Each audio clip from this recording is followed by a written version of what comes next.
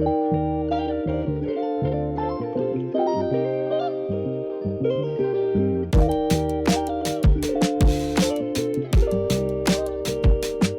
it going today, everybody? I'm Mason, and today we are going to talk about how to find the slope from a table.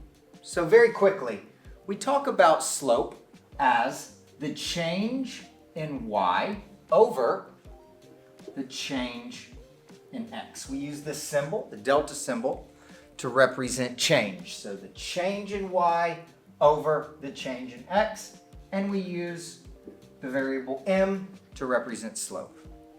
Okay, so let's see what we have here. We have our first column, it's our x column, and our second column, that's our y column. All right, let's start to break it down. So the change from 2 to 3, the change from 2 to 3 is 1, right? Because 2 plus 1 equals 3. And then over here in our x column, -8 to -6, what would the change be there? -8 plus 2 equals 6, right? Kind of look at it like its own problem. -8 plus 2 equals -6. And 2 plus 1 equals 3. Okay, let's go down here to the next one. I got 3 to 6, right? So the change from 3 to 6 would be 3. 3 plus 3 equals 6. And here I got -6, the change from -6 to 0, plus 6. All right, one more. 6 to 8. 6 to 8, the change of 6 to 8 is 2. 6 plus 2 is 8. And from 0 to 4, the change is 4, right? 0 plus 4 equals 4. Okay, so let's write them as fractions. Our change in y, 1, over our change in x, 2. All right, let's keep going for our next two rows. So change from 3 to 6, our change in y was 3 over 6, okay? And then from 6 to 8, that's 2, right? It's 2, we found that it was 2, so our change in y is 2, and our change in x is 4. Okay, so our slope is always the simplest version of the fractions, always simplified.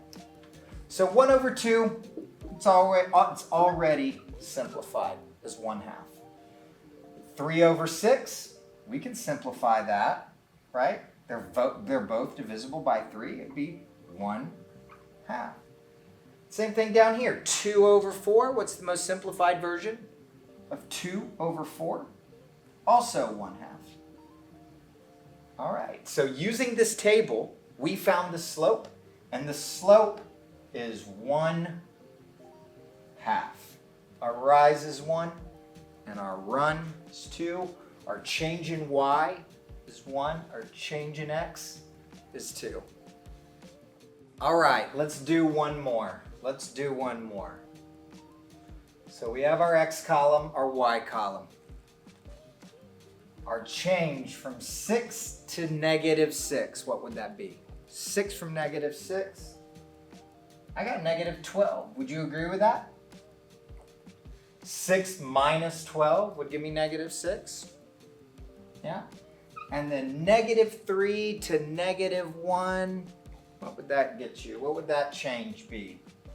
So -3 plus 2 equals -1, right? -3 plus 2. Okay, one down. Big numbers. -6, the change from -6 to -42. From -6 to -42. I got -36. Would you agree with that? And then from -1 to 5, what would that change be? -1 plus 6 would give me 5. Okay, one more. So -42 to -60, what would that change be? Good. negative 18, is that right? Negative 18. Negative 42 minus 18 would be negative 60. And then 5 to 8. That'd be 3, right? 5 plus 3 equals 8. Okay, let's write them as fractions. So I have negative 12 over 2, my change in y over my change in x. Here in green, I have negative 36 over 6. Okay, change in y over my change in x. And then negative 18 over 3. It's my last one. All right, let's do some simplifying. So negative 12 divided by 2 simplifies to just negative 6, right? Negative 6. And then 36 divided by 6, also negative 6.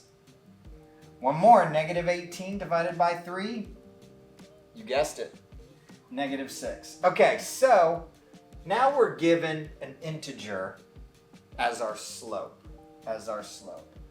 But what would our change in y be over our change in x? If you were to write any integer, as a fraction, what could you do?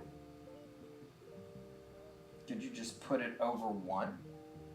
Wouldn't you agree with that? So now our change in y would be down 6, go down 6, and then over 1. Down 6 over 1. But our slope is always written in the simplest form. So our slope would be negative